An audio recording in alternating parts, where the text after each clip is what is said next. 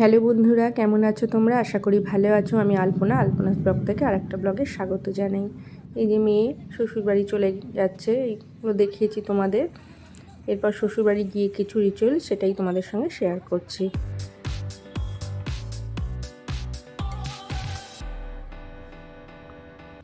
এই যে গৃহপ্রবেশ হয়ে গেছে, মানে আলতা পায়ে যে ঢোকানো হয় বৌমাকে ঘরে, সেগুলো হয়ে গেছে। সেগুলো আর দেখাতে পারিনি, কারণ উপস্থিত তো ওখানে আমি ছিলাম না, সেই জন্য আর দেখানো হয়নি। তাই যেটুকু পেরেছি তোমাদের সঙ্গে শেয়ার করছি। এই যে যাওয়ার পরে বাড়িতে বসিয়ে মানে মেয়ের শাশুড়ি মা আর কি আশীর্বাদ করছে।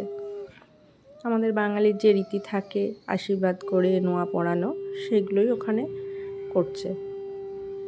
আমার বাড়ি ফাঁকা হয়ে গেল, মেয়ে চলে গেল। এই দেখো, এবার শাশুড়ি মা আগে করছে, বাকি এবার সবাই পরপর, অনেকে ছিল আশীর্বাদ করার জন্যে। আর আমার জামাই হলো ওই বাড়ির ছোটো ছেলে, সেই জন্য সবাই বড়, মোটামুটি সবাই ওকে আশীর্বাদ করবে। তারপর ওর মামা মামি সবাই এসেছে, যারা আত্মীয় স্বজন বড়রা সবাই আশীর্বাদ করেছে। সেই যতটা পেরেছি আমি তোমাদের সঙ্গে শেয়ার করছি, কারণ সবারটা তো আর দেখানো সম্ভব না। তাই যতটুকু পেরেছি তোমাদের শেয়ার করছি, তোমরা দেখো। আর তোমরাও মানে প্রাণ খুলে আমার মেয়ে জামাইকে আশীর্বাদ করো, যাতে ওদের নতুন জীবনে ওরা খুব সুখী হতে পারে।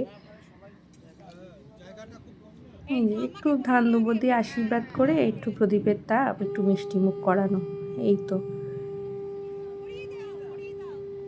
আর এই যে এই নোয়া বাঁধানোটা মেয়ের হাতে পরিয়ে দেবে।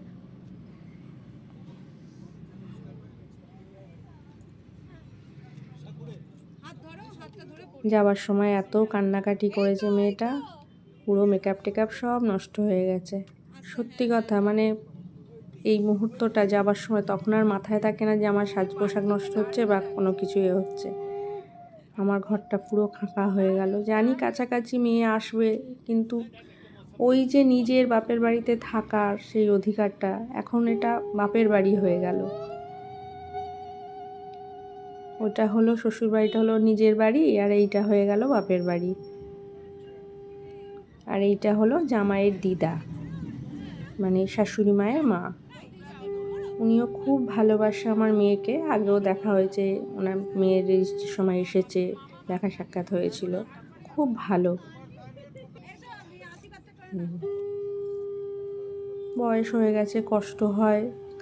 অনেকটা দূর থেকে ওনাদের, মানে আমার জামাইয়ের মামার বাড়ি হলো দুর্গাপুর থেকে বাঁশবেড়িয়া অনেকটা রাস্তা। সেই জন্যই এসছিল, বারবার তো আসতে পারে না, নিয়ে এসেছিল।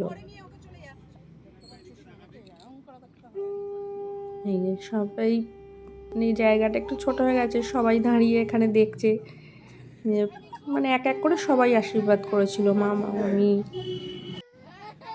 মামা আশীর্বাদ করছে। আর এই যে পুচকুটা, এটা হলো ঋত্বিকের ভাগ্নি, মানে মামাতো বড়দির মেয়ে আর কি। দেখো, প্রথমে তো গেটে আলতা পায়ে ঢোকার আগে ওখানে বরণ হয়ে গেছিলো, তারপর আলতা পায়ে ওই সাদা কাপড়ের ওপর দিয়ে ঢুকেছে। এইখানে আশীর্বাদ করার পর কিছু রিচুয়ালস আছে, কিছু খেলা আছে, সেটাও তোমাদের সঙ্গে শেয়ার করব, তোমরা দেখতে থাকো। এইগুলো হলো আমাদের বাঙালির ঐতিহ্য, মানে নিয়ম। তারপর রান্নাঘরে গিয়ে কিছু নিয়ম আছে, মানে ভরা হেঁসেল দেখতে হয়, ভরা চালের জায়গা, ভরা, তার দুধ উতলানো দেখতে হয়। দুধ উতলে পুরো পড়বে, সেটাকে জিজ্ঞাসা করে শাশুড়িরা যে এটা কি উতলাচ্ছে। তখন বৌমাকে বলতে হয় যে শ্বশুরের ধন উতলে পড়ছে, শ্বশুর শাশুড়ির ধন উতলে পড়ছে। এই কথাটা 3 বার করে জিজ্ঞাসা করে।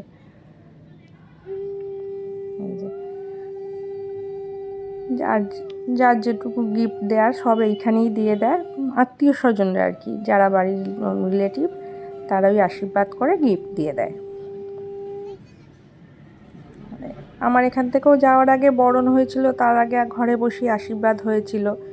সবাই আশীর্বাদ করে তারপর উঠোনে দাঁড়িয়ে বরণ করে কনকাঞ্জলি দিয়ে মেয়েকে বিদায় করতে হয়। আর জানোই, কনকাঞ্জলি দেওয়ার পর মাকে আর দেখতে নেই। আর বাবা ওখানে জামাইয়ের হাতে পান দিয়ে দুধ দিয়ে হাত ধুইয়ে মেয়েকে সম্প্রদান করে দেয় আর একবার। মানে বলে যে তোমাকে মেয়েকে তোমার হাতে তুলে দিলাম, ওর ভালো মন্দ সব কিছু দায়িত্ব।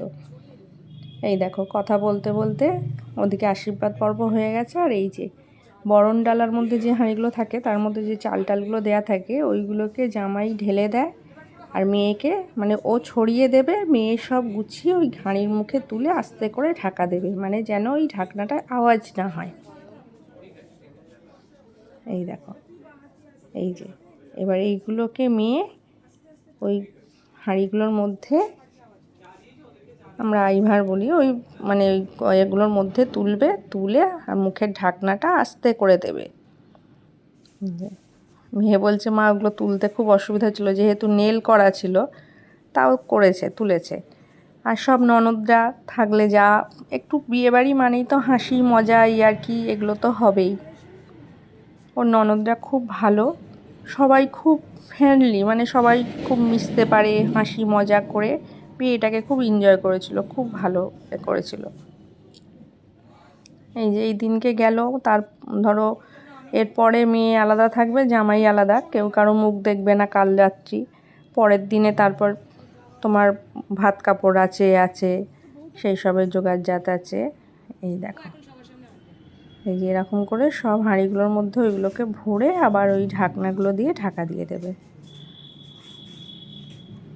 একটা বিয়ে মানে শুধু যে হাসি মজা আনন্দ তা না, কত নিয়ম, সেগুলোকে সব কিছু করতে হয়।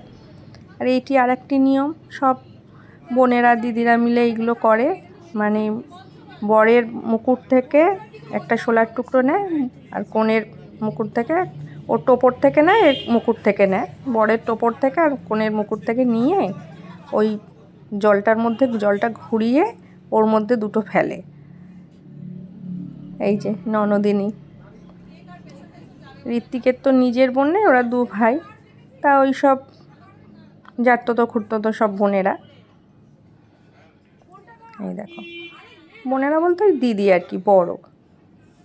এই যে এবার এইটা দেখে কে কার পিছনে যাচ্ছে, কেক একসঙ্গে হচ্ছে, ওইটা দেখে একটু হাসি মজা আর কি।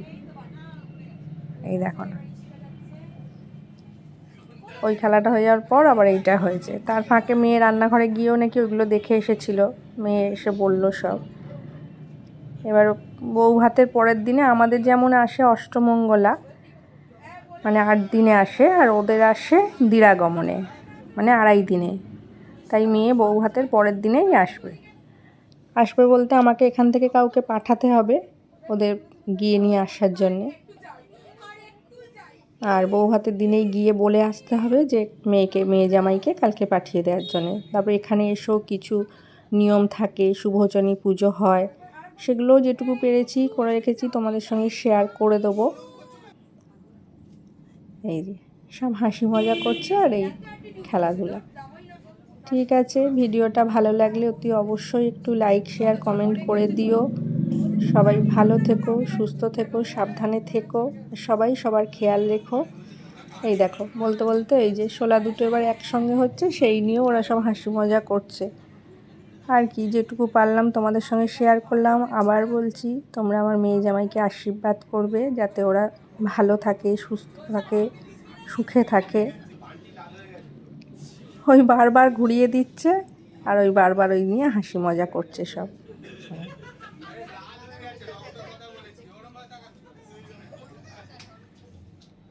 ঠিক আছে, আজ এইটুকুই। সবাই ভালো থেকো, সুস্থ থেকো, সাবধানে থেকো। আর ভিডিওটি ভালো লাগলে একটু লাইক করে দিও। সবাই ভালো থেকো, সুস্থ থেকো, সাবধানে থেকো। আবার দেখা হবে অন্য কোনো ভিডিও। আজকের মতো আসছি। এই সব চলবে হাসি মজা, তোমরাও দেখতে থাকো।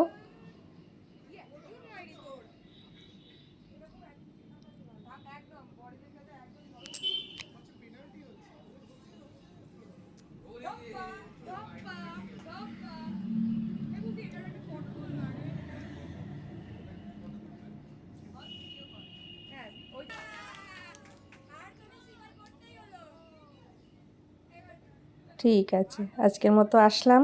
সবাই ভালো থেকো, টাটা।